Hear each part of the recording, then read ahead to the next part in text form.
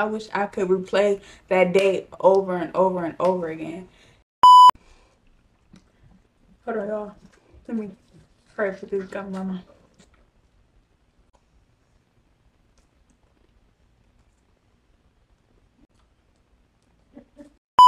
What's up, YouTube? What's up, Reezy Babes? It's your girl Bria, aka Robert Amé're, and I'm back with another freaking video. You know you won in a million. I say Robbery Amé're, Robbery Amé're, Robbery Amé're, Robbery Amé're, Robbery Amé're. Disclaimer: please don't talk about my hair. My hair is only 3 weeks old. I was trying to go and keep it in for a month because I've been touching my hair too much since before I got these braids. I was playing in my hair too much. I'm like, yeah, I'm gonna leave my hair alone. But my hair, like the braids is so, my hair grew out of these braids. My hair grew out of these braids really fast. So yeah, I'm trying to make sure I look at least decent. Oh, I don't look crazy. Okay, so this is my labor and delivery story time.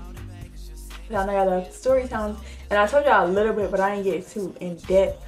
But I'm gonna get in depth in this video about how my labor and delivery went. So first off, I want to say I had an amazing labor and delivery story time. I said story time, labor and delivery. I had such a positive laboring experience. So first off, let me go to it because I got it in my notes still.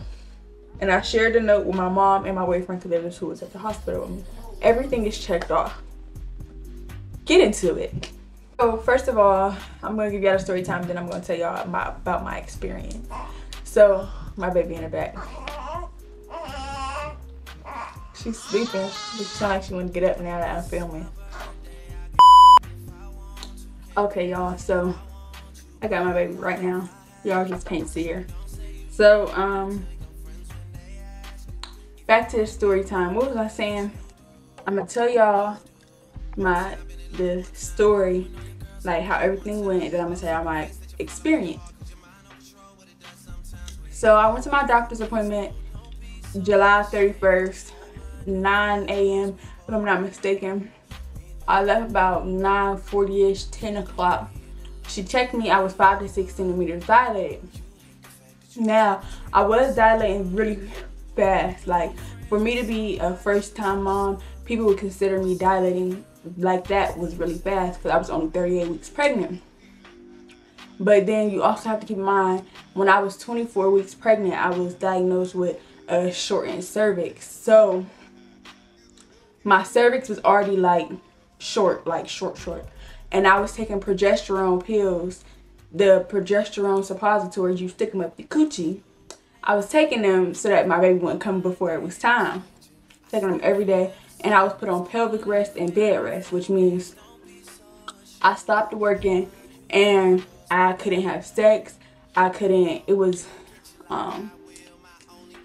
like just, I couldn't do anything to make myself have an orgasm. So it wasn't no toys, it wasn't sex, no nipple stimulation, nothing, because then that would cause the baby to move down into my cervix sooner than it was time. So yeah, that was like a little backstory. But once I hit 36 weeks and like 6 days, I went curb walking. I got on that ball. I was drinking the raspberry leaf tea. People mistake the raspberry leaf tea that is supposed to make you dilate or make you go into labor.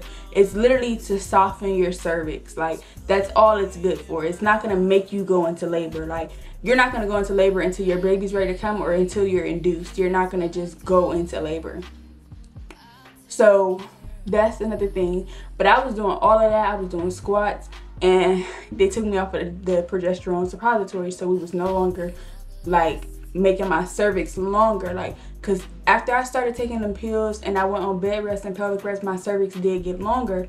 But once I stopped taking them, it was no longer like, you know. And they kept telling me like, no sex, you still can't have sex, da, da, da, da. They wanted me to carry it all the way until 38 weeks. And I was like, you know the fuck what? if I wait till 38 weeks, I'm gonna be pissed because I want my baby to come on August 1st. Which she came on August 1st. I literally picked her birthday. Like, I picked her birthday. It was, everything just worked out so good for me. I'm gonna get into all of that. Okay, so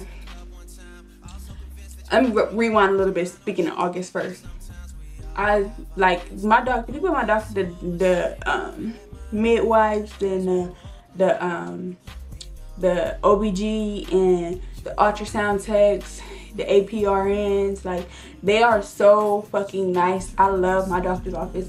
I couldn't have picked a better doctor's office. Like, I love that I picked them. Like, I would pick them over and over and over again. When we was living out of town, we was living 4 hours away, and I was driving down here every doctor's appointment because I refused to switch to a different doctor's office. And I'm glad I did that because I love these people so much. Like, they took such good care of me and my baby and made sure everything was always 100% okay with us, and I'm forever grateful for that. Because pregnancy, a lot of stuff can go wrong with pregnancy. You could lose your life, your baby could lose their life. Like, it's just so much shit. You have to have a doctor in a doctor's office that's really caring and they really care about you, because that's like a really vulnerable time in your life. So yeah, so I was telling all of them, like, I got my last ultrasound and stuff. I'm like, yeah, I want my baby to come on August 1st. Like, and they was like, why? Like, they always ask me, like, why you picked that date? Like, what's August 1st? And I'm like, oh, nothing. It's just too late in the month. I don't want my baby's birthday at the end of the month. My birthday is the 6th day of the month. I didn't want my baby to have to wait all month until her birthday. And yes, my boyfriend and some of the people was like, she still gotta wait 365 days for her birthday every year regardless. And I'm like, yeah, I know, but I don't want her to have to wait all month for her birthday. Then by the time her birthday comes, it's just like, blah, like, it's the end of the month, da, da, da. No, I want my baby's birthday to be on August 1st. She run the month. It's her fucking month. So they was all like, okay. So they all knew I wanted my baby to come on August 1st. So yeah, they was like they just thought it was so funny that was my logic behind it. And it really is like kind of silly, but I was so serious. So I went to my doctor's appointment July 31st, 9 a.m. I was 16 minutes out and she's like, do you want to go to the hospital today? And I was like, yeah, I do. And I was like, but can I wait? And actually I was like, can I go tomorrow? Because I want her to be born on August 1st, but I don't want her to come today. And she was like, I tell you what, you go in today, just like, you know, get your stuff together and all of that. Make sure you're at the hospital by 3 o'clock. And I'll wait until the doctor's office closes, which is 6, 7 o'clock. And then I'll come break your water at that point. So she came, so that was that. So we came home, we got our stuff, my boyfriend went back to work for the day. We got all of our stuff, like, I'm just sitting here like anxious, like just can't wait. We go up to the hospital, and when we first got to the hospital, we could not find the fucking floor, y'all. Like, we went to every fucking floor twice before we realized that we went to the maternity floor the first time. So that's that. We got into when we first got there, we was getting like the end of shift. So it was like the people that had already worked like their 12-hour shift, and it was time for new people to come in, but we had walked in right when it was time for new people to come in. So we getting like the grouchy, I'm ready to go home people first. And we was like, yeah. And my biggest fear, every time I had to go to the hospital, like when I had COVID, when my cervix was short, was I was gonna get ignorant nurses who really didn't have like a kind heart and really didn't care to be in the medical field, was really just in the medical field for the money and didn't give a fuck about the patients. That was my biggest fear, because I'm like, if something is happening with me, I want people that's gonna listen to me. Like, I don't want nothing to happen to me or my baby. So if I'm telling you I feel something's wrong with my body, I want people that's gonna listen. So yeah, that was like, when they came in and they was rude, immediately I come on, I said, yeah, we up here, please come up here, because it's like, they all wasn't rude, I'm not gonna lie. The one nurse that we had before she clocked out, she was super nice. But the people at the check-in desk, baby, I was like, you know what, I'll fuck around and not have my baby today and beat a bitch ass. You gonna be smart. I don't give a fuck, pregnant or not. Fuck around and find out. She was like, yeah, she was talking to me. She asked me the baby's name. She said, oh my God, you're really, really pretty. I said my eyes was pretty and stuff like that and stuff, all this other stuff. So boom, she leave. That was around like 3 something. We sat there for like 2 hours. I changed and stuff, left my pee, all that stuff. Y'all, we sat there for 2 hours before they came and started doing stuff. So they came in, they put my IV in and stuff. I signed all the paperwork and shit and all this other stuff. They couldn't find, they can never, the bruise just went away. If y'all watch my last video, then y'all will see it. But I had a big ass bruise on my arm. They never can find my veins, like whether it's my OBG, my family doctor, the hospital, the ER, like nobody can ever get my veins. I always get stuck a good 5 to 6 times before they get my veins. That's what happened. They had to bring up a vein ultrasound thing, put the ultrasound on my arm and stick it in there like that to make sure that they were actually going into the vein. That wasn't too bad. They asked that I want to start on IV fluids and stuff. I told them no. Like, I'm doing this 100% natural. We're natural. We're going for it. That's just what it is. And baby, I fucked around and got the epidural. I couldn't. So, yeah. That happened, and then she came and broke my water around, well, y'all watched the labor and delivery video because I can't remember off the top of my head, but I think it was somewhere between 5 and 7. She came to break my water. And I was cool. I was chilling. I was kicking it. They kept coming out. Are you feeling your contractions? I'm like, no. I didn't feel them contractions till about 11 at night.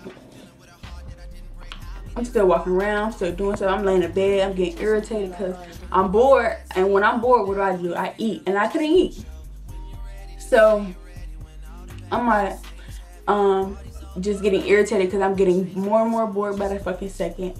And just all of this other shit. So, boom, okay, contractions kicked in around 10, 11 o'clock.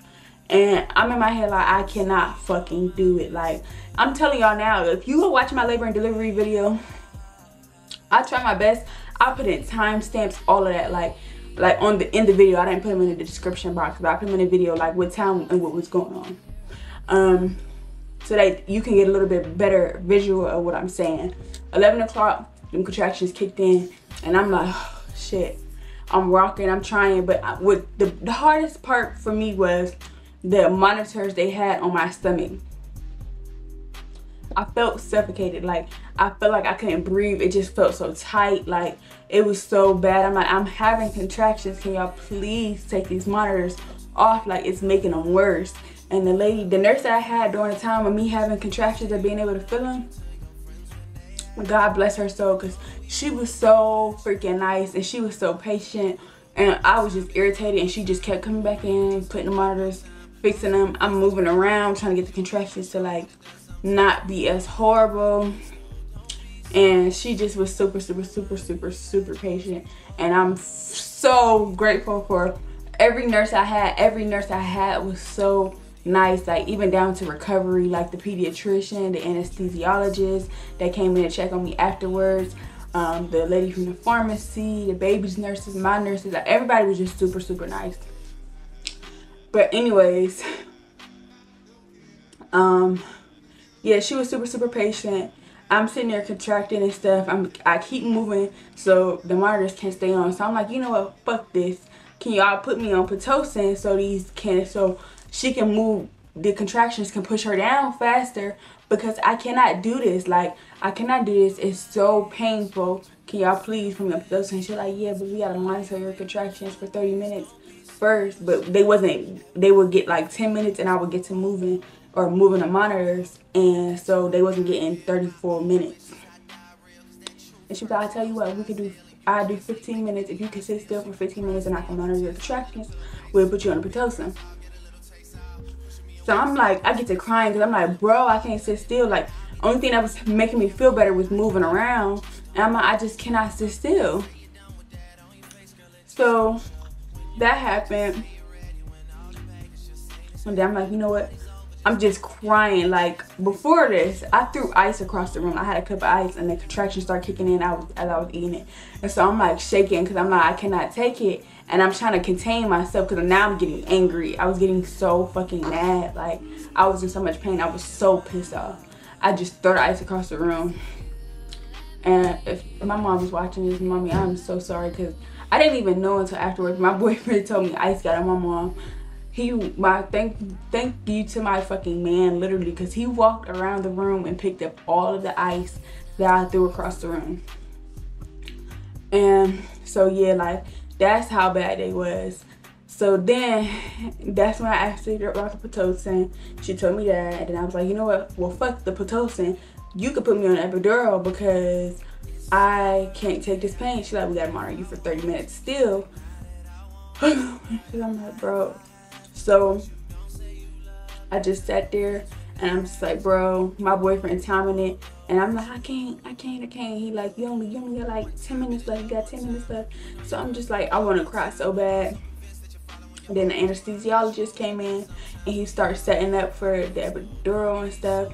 She was telling us the process. When she was telling us the process of the epidural, my boyfriend almost passed out. Like, but he was going off of me. I was panicking, so he was like getting nauseous and panicking as well. So they was like, yeah, but can't nobody be in here because it's their procedure, this and that and the third. So now I'm just like, whatever. But when it came time, he came in and he had that big ass table full of fucking tools and shit. I'm like, you about to be fucking around on my spine and I can't see you, and my mom and my boyfriend can't be in here. What the fuck? So let me go put my baby back down.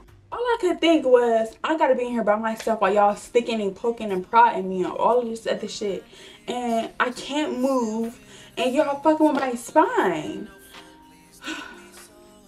So I was already crying because I was just so disappointed in myself that I even got the epidural. Like, I was crying. I was so mad at myself. Like, I just couldn't stop crying.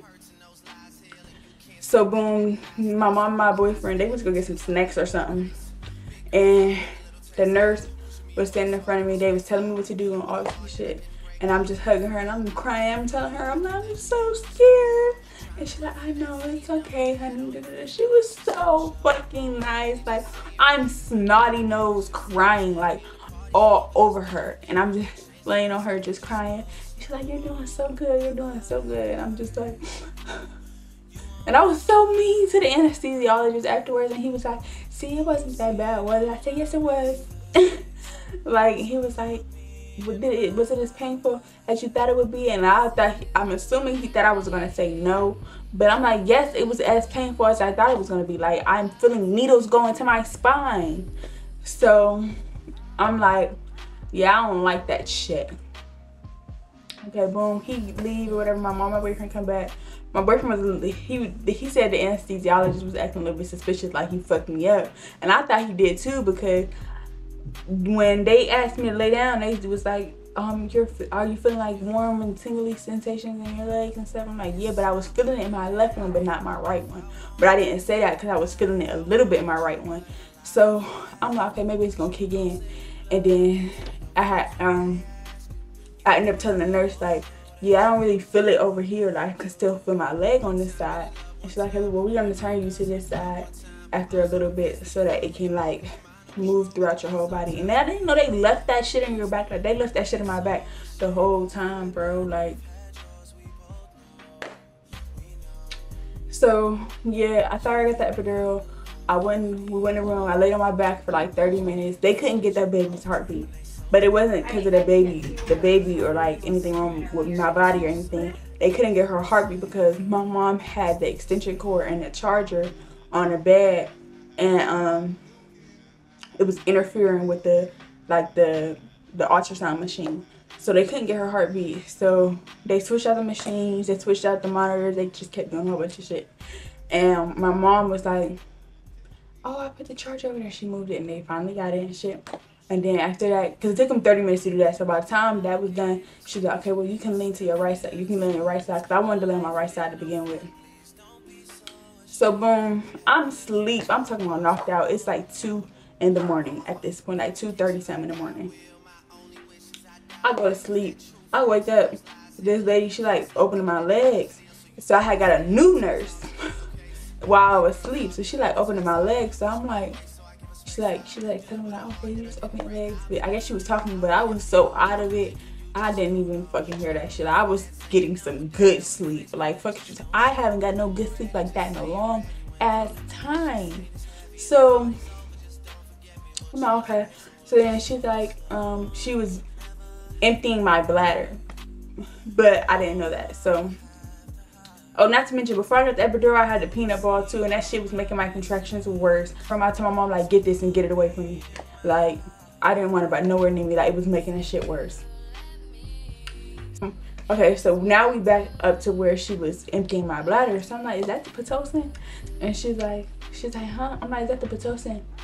And she was like, no, I'm emptying your bladder. And I'm like, did y'all start the Pitocin yet? Because once I decided to get the epidural, they had to put me on fluid. So my IV was already in my arm, so they had to just connect me to it because it was just in there in case like anything went wrong, and they had to give me like blood transfusion or anything like that. So it was in there for that, but it wasn't connected to anything because I said I didn't want anything. But once I decided to get the epidural, they had to put me on fluids. So I'm like, did y'all put the Pitocin in yet? And she was like, no. And I'm like, can you? I'm tired of being in fucking labor. I'm so tired of being in labor. Like, can you? And she's like, yeah, okay. So she emptied my bladder and she's like, we're gonna check your cervix first. So she checked. She said, you're complete. I said, I'm in my head like, I'm expecting them to say like, oh, you're 10 centimeters. She said, no, you're complete. But I knew what it meant. So I'm like, bro. So I'm like, mommy, Devontae, mommy, Devontae. And they wasn't answering. So I'm like, mommy. My mom got up and my boyfriend heard me call my mom name. So he jumped up too. And I said, I'm 10 centimeters. They said, for real? They said, yeah. Well, I'm like, yeah. The nurses went out. They called my doctor. And just, I'm smiling so much thinking about it because it was such a great experience. I wish I could replay that day over and over and over again. So, boom or whatever, they put the peanut ball between my legs to bring the baby down some more or whatever while we was waiting on my doctor to get there. Even when my doctor got there, we waited a little bit longer. That was like at 4:50 in the morning and 4 or 5-ish. So I didn't start pushing until 5:30, and I had my baby at 5:33. So yeah, boom, okay, so that happened or whatever. They put the peanut ball between my legs, they walk out or whatever. The nurse that I had in my room, she's like, okay, we're gonna do a practice push. She's like, you're gonna do this and that. She's like, a lot of people say that they feel like they're gonna poop, so they stop pushing, but don't do that, it's okay, we don't care, this and that. So I'm like, okay. I didn't even feel like I had to poop. I'm just like, I know it's the baby coming out, like it's a baby, like, but apparently I did poop. So yeah, so that happened. This is gonna be a long ass video. I'm trying to like skip through details but give y'all a lot of details at the same time. So yeah, they come back in and when I did the practice push, she was like, okay, wait, nope, don't do that. She was like, okay, you're doing, basically I pushed good or whatever. The baby's head was right there, which y'all seen in my labor and delivery video. My boyfriend, the baby's head was right there, and my boyfriend was like, what the fuck? Like, he was taking a picture of it and showing me, and I was trying to take a picture of it. Y'all seen that? So yeah, that happened, and then they broke the bed down and they did stuff. My boyfriend was on my left side, my mom was on my right side. My boyfriend was holding my foot, my mom was holding the fan. And yeah, we got to pushing, and I pushed one time. I'm sitting there talking to my mom, and they're like, you don't feel that? I said, no. They're like, that baby's head is right there and you don't feel that. Da, da, da, da. I have such an easy labor. Like, drink that raspberry leaf tea. I'm telling y'all, if y'all not drinking that tea, y'all need to drink that tea. That made my shit so easy. I got like one tiny small tear at the top. I didn't tear it going down towards my ass. I tore at the top, which they said those healed really quick. So, and it was just one, I had one stitch. So that happened, and I pushed one time. I went back and I pushed again, and then they was like, okay, when we get another contraction, we're gonna push. We all just sitting there talking like I'm not even pushing the whole baby out. we all just was sitting in there talking like I wasn't even pushing the baby out. And so my boyfriend was in shock the whole time because he seen everything. I didn't get to see everything. I asked them for a mirror and everything so I could see it, but they didn't have one. So yeah, so I pushed again. The third time, I think the third or the fourth time I pushed, and once I went back down, they were like, the baby's okay, head is out or something like that. I was like, can I push again? And she was like, yeah, as soon as you feel another contraction. They told me, like, go ahead, push. So I pushed, and then they let me reach that. I literally, once her head and her shoulders, once her shoulders came out, I reached down and pulled her out the rest of the way. And she's born at 5:33, which that seemed like a lot to have happened in 3 minutes, but it really did happen in 3 minutes. Like, so yeah, that happened. And then afterwards, like, everything was super great. Now let me go to my checklist. Like, all the nurses were super nice. I had a great experience. Like, I had a great experience. Everybody about like everything that I wanted to go on. So my first one was, I didn't want my baby to leave the room without me or my boyfriend. We had to be able to see a baby at all times, no exceptions. They was found that they left her in the room with us the whole time. She had to leave out to go get 2 things done in the nursery room. They just let my boyfriend go with her. I could have went, but I was so tired because she was coughing in the middle of the night, and I jumped up out of my sleep and I wasn't able to go back to sleep. Delayed cord clamping. I asked them about that before I had her. They was like, yeah, we'll definitely do that for you as long as there's nothing wrong with the baby. Which y'all probably heard that in the video too. As long as there's nothing wrong with the baby, we can do that. I didn't want her to get her first bath till 8 hours after birth, which ended up being like 14 hours, which is okay. I just wanted it to be at least 8 because them like staying covered and all of that is actually good for them and their skin and shit like that. So I just pressed my nurse call button when I went to recovery. Once I wanted her to get a bath, I pressed it. They came and gave her a bath. But I wanted me and my boyfriend to give her her first bath with the help of the nurses. He gave her the first bath, and yeah, just with the help of the nurses. I wanted to save my placenta. That was a big one for me because I'm getting it encapsulated into pills. And yes, I'm taking my placenta as pills. I don't care what nobody got to say about it because it's really good for you. So, especially since I'm breastfeeding, it's really good. But yeah, they was like, yeah, you can save it. Da, da, da. I made sure I told every nurse I came into contact with, I want to save my placenta, so that way it wouldn't be like no confusion. Like, one nurse knew, but she got off of work, and my other nurse didn't know. So yeah, they saved my placenta. I came back to pick it up 3 days later. So yeah, I want absolutely no medicine or C-section unless my life or the baby's life was in danger.